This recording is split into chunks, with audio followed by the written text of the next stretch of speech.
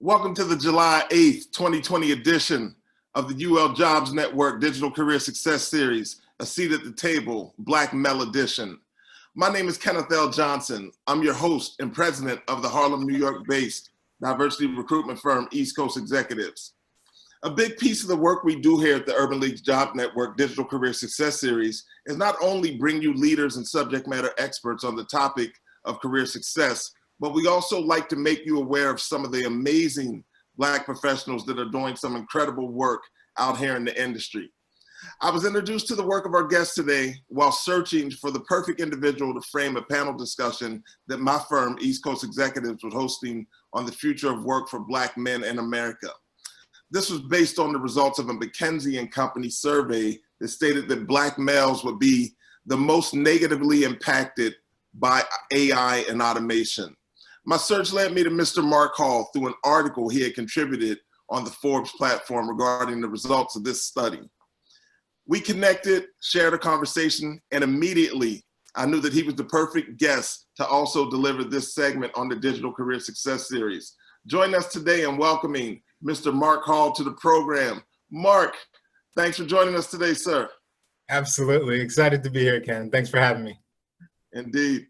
So if you don't mind, please introduce yourself, start your presentation. Let's go. I'm excited. I know you got a bunch of stuff to share. I'm going to move out the way and let you go, my friend. I really appreciate that. First off, good morning, good afternoon, good evening to everybody on the live stream, and depending on where and when you're watching this. Excited to be here and looking forward to jumping into some Q&A. Before we do that, I want to lay the foundation for a few facts and ideas and strategies that hopefully will make the discussion a little more meaningful. I'll do my best to keep this presentation brief, and at the end, I'll actually show you where you can get a copy of the presentation if any of this is of interest. So let's jump into it. So here are a few of the things we're going to cover. I'll give you a little background on myself, set the stage with some facts, talk about how you should think about your career, some strategies that might provide some success along your journey, and then we'll wrap up with a summary and closing. Before we jump into a quick disclaimer, I'm not here representing any company or organization. These are all my own opinions, and if any of this information is useful to you, I really hope you take advantage of it and use it to your benefit. So quick introduction on me. Regarding my career, I currently lead partnership efforts for West Coast-based venture capital firms and startups that want to work with Google. Prior to this, I've spent time in sales management and other roles. The key arc of this is throughout my career, I've had a ton of setbacks, successes, changes of course, you name it. Been in management, been an individual contributor, and I've learned a ton both from my experiences, but also experiences of my peers and colleagues. Hopefully a lot of what we talk about today will resonate and you can use it to your success. Beyond that, I also write for Forbes, as Ken mentioned, and I've had the fortune of writing for Business Insider and Huffington Post in the past. So to make this conversation valuable, I think we need to agree on a core set of facts. In preparation for this presentation, I pulled some data from the Bureau of Labor Statistics, and the numbers weren't surprising, right? Like, it reinforced an important point that many of us knew. Black and brown people just simply aren't represented equitably across a number of key industries. In this presentation, we're not going to talk about all the reasons why, but we can talk about how you can improve your specific situation so that you can help yourself, but also collectively we can move these numbers forward. So a recent report I came across from a reputable think tank is the fact that we're grossly underrepresented in senior leadership and management positions. Black people make up roughly 12% of the US population, but only 3% of senior leadership roles. This creates a huge set of problems that we're going to talk about in a minute. When we actually get into these corporate environments, I think one of the big challenges, things aren't always how we expect them to be, right? How many times have you personally experienced this? They market one thing on their website. When you actually get into the corporate environment, the reality looks really different. And that could be a jarring experience for many. So as I mentioned before, like representation really matters. Problems stem when we don't have these representation across key industries and leadership roles, right? It makes it really harder to eliminate and minimize biases throughout corporate processes. it's harder for underrepresented employees to find mentors and sponsors to help pull them up. And I think arguably for the broader organization, it's important because it actually makes it much harder to build a set of diverse products and services for a broad audience if the people who are making these products don't look like the user base. Okay, so now that we've kind of grounded ourselves in some of the facts, the unfortunate facts, let's talk about how you should think about your career and the way you can kind of frame your journey in a way that's going to provide a helpful map.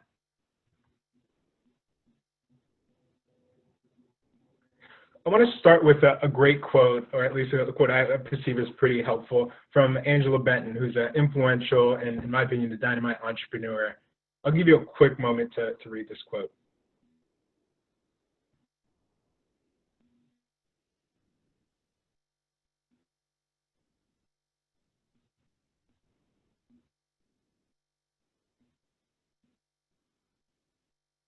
A key takeaway here is to ignore all the distractions that go on as you're on your journey and focus solely on your goals, your intent, and your reasons why. So another way to think about your career is to frame it as a journey, right? It's nonlinear. This drawing, I think, does a really good job of actually illustrating how your career likely will go. It definitely represents sort of my experience, and I have hopefully many more years, in the workplace. And there will be surprises, both good and bad, right? You may deviate off course once, twice, 3 times. All of that is okay, right? This is a non-linear path, and you're going to learn lessons along the way. So appreciate it, recognize it, and accept it. Let's talk through a few important terms that are often conflated, right? Career growth, career development. Like, what do those things actually mean? At least from my vantage point, career growth is actually more about setting and reaching goals of where you want to be in a given, company, field, whatever it may be. Career development, on the other hand, is actually about gaining those skills, the ideas, the experiences you want that's going to help you accomplish multiple goals along the path. So when you think about your experience, don't look at it solely as career growth. How do I get from point A to point B? Think about it as, how do I get these experiences that I need?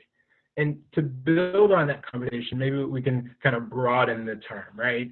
Most people actually think of career growth as a traditional ladder, right? With things like title and pay. This is actually an outdated model. A career lattice might be a better representation of this, and it's actually a more prevalent path for a lot of people in the workplace. It represents the various ways that you can move in your job or your role and help you progress toward your career. It's a good way to visualize what does a path look like across a given organization or industry. The example here is actually in a sales capacity where instead of just moving up the ladder, you actually weave your way through a core set of experiences. And I think it allows you to gain skills and learn new things as you manage maybe different customer types and you get various responsibilities under your belt, all of which directionally will get you closer to where you want to be. As you think about your career, I think the best thing you could do is focus on delivering strong results. Without that, everything is that much more difficult. In my opinion, this slide is one of the more important ones, right? It recognizes when you create meaningful impact in your company, it will unlock a whole set of things that's going to allow you to create more successful paths. Now, everybody is going to have a different set of impact and value criteria in their organization. Here's a list of a few. As an example, if you're in a leadership or a sales or management capacity, it could be revenue-related goals or impact metrics. If you're in a customer support type function, maybe CSAT or the number of cases resolved might be a more relevant or pertinent impact metric. If you're in program or project management, maybe it's the number of projects you've completed. So here are a core set of examples. I think what's most important is that you identify and understand what those success criteria look like in your given organization by talking with your leadership team, understanding what are the things they expect of you. Once you've understood that, then obviously it's performing against that. It's executing. It's doing all the things that you know to be true and critical to your experience and your journey. What's really, really important here is once you've actually done those things, you have to document that. You have to share it with your leader, your leader's leader, whoever you have in your executive chain that you can ensure you're demonstrating real value. the more people that know about it, the better outcomes you'll find. All too often, and I also find myself doing this, but folks in my network, they do great work, but they don't share. The numbers don't always speak for themselves. It's part of the story, but it's not the full story. So now that we've talked about your career, let's talk about some winning strategies, and I want to spend a few moments here. So what can you do today moving forward to develop your career? I'm going to outline roughly 8 or so strategies. So the first is finding mentorship. This is a phrase that I'm sure most of you have heard in some way, shape, or form, but it's really critical. It's a starting point where you need to learn from those who've been successful in ways that you want to succeed, meaning informally or formally, find those who can provide guidance and advice on what's allowed them to find the type of success that they have, if it's something of interest to you. Next is knowing what success looks like. And to be frank, this is something that I think too many people overlook, right? You don't always know what the goalpost looks like unless you've taken time and dedicated effort to figure out what does success look like in your core role, in the future role you're aspiring for, in the type of skills you want to gain. That takes effort, and you sitting down and defining that is key, right? Understanding what high quality work can and should look like, both from your perspective, but also your leadership and management team. Having that conversation, that dialogue, it should be an ongoing process, and in my opinion, it doesn't happen often enough. Sponsorship is another thing we're going to talk about more in depth in a moment, but at a high level, I would say really be so good that leaders want to advocate for you when you're not in the room, right? Somebody who can vocalize your success on your behalf when you're not there.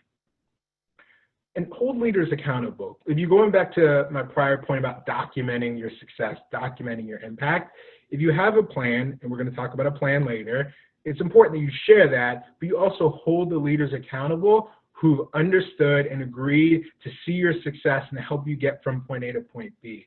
Along the journey, that could be a manager, a mentor, it could be various people, but once you share these goals and they verbally or unconsciously, give you that sense that they want to work with you, make sure you hold them accountable throughout that process. Next is networking. I think this is a key point most of us are aware of, but we probably don't look at it from all the different dimensions that we should. So there's networking internally and networking externally. The quote that I love and I hear so often is, your network is your net worth. I think it's so true. It's not just about what you do and how you do it, but also who you know. Those things matter. So always be connecting with people inside your organization, outside. Use tools like LinkedIn. I think it's critical and often underutilized.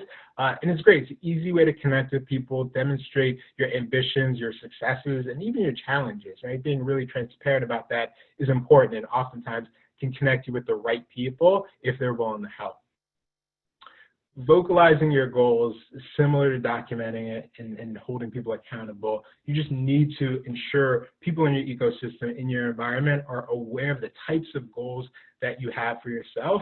And ideally, you want to make sure your leadership team understands what that 6 to 12 or 18 to 24 month runway looks like for where you want to get to, and what are the specific steps and skills and maybe trainings that you need to occupy to accomplish that. Education is obviously key.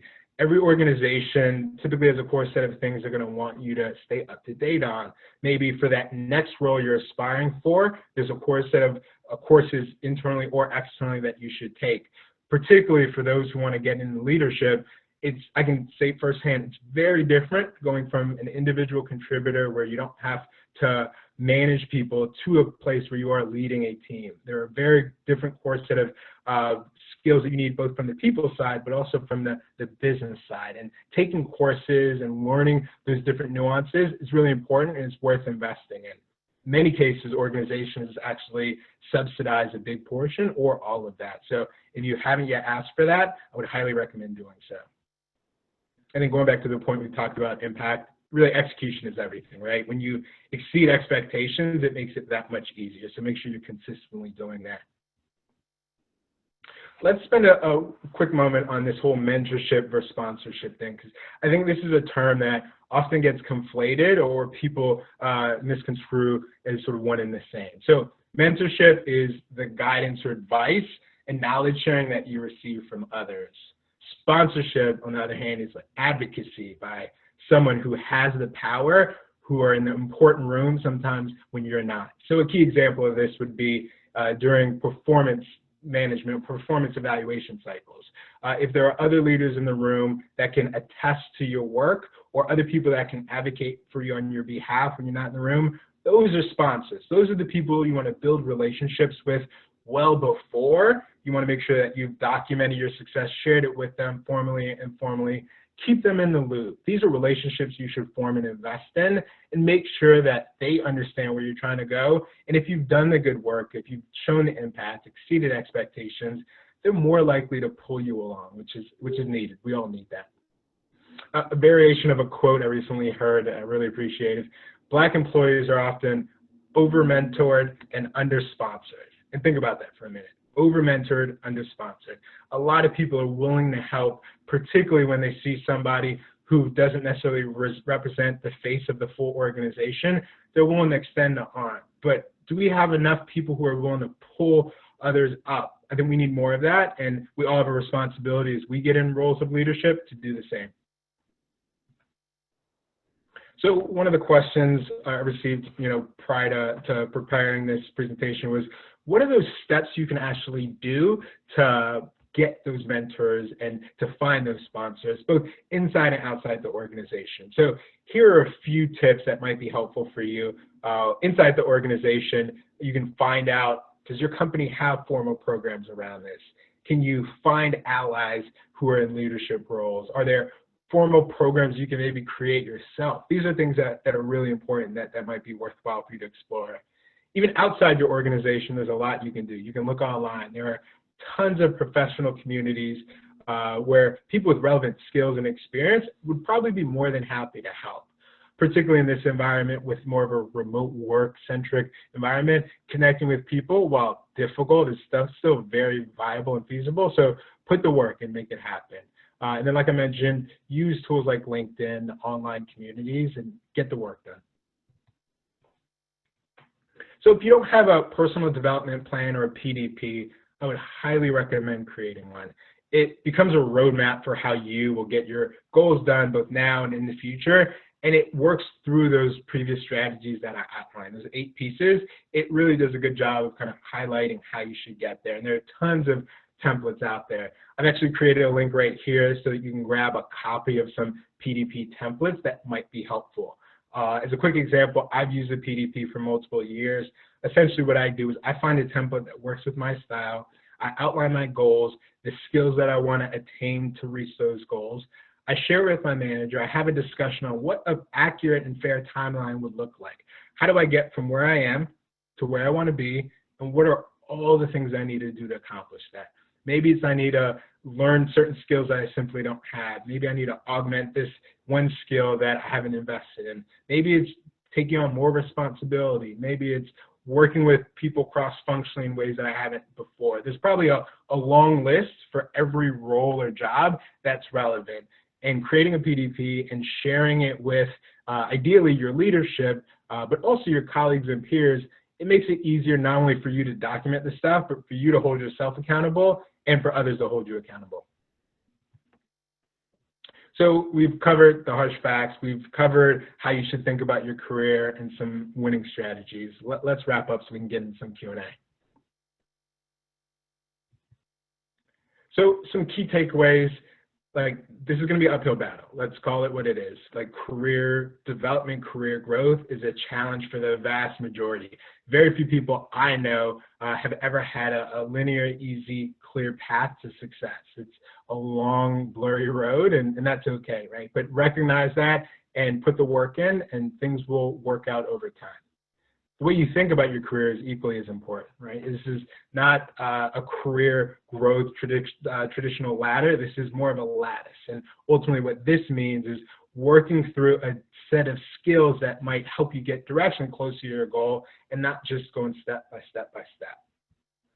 Impact is obviously a secret sauce, and telling your story matters a lot. So you document things, you share it, you celebrate your wins, and you make sure the people that have committed to your success are held responsible and accountable.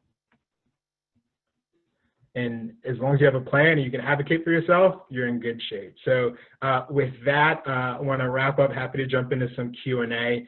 If you have questions, feel free to send me a note at any of these links above. And the slides are actually available at that link as well. Man, listen, hey, Mark, a ton of great information. Definitely appreciate you providing some links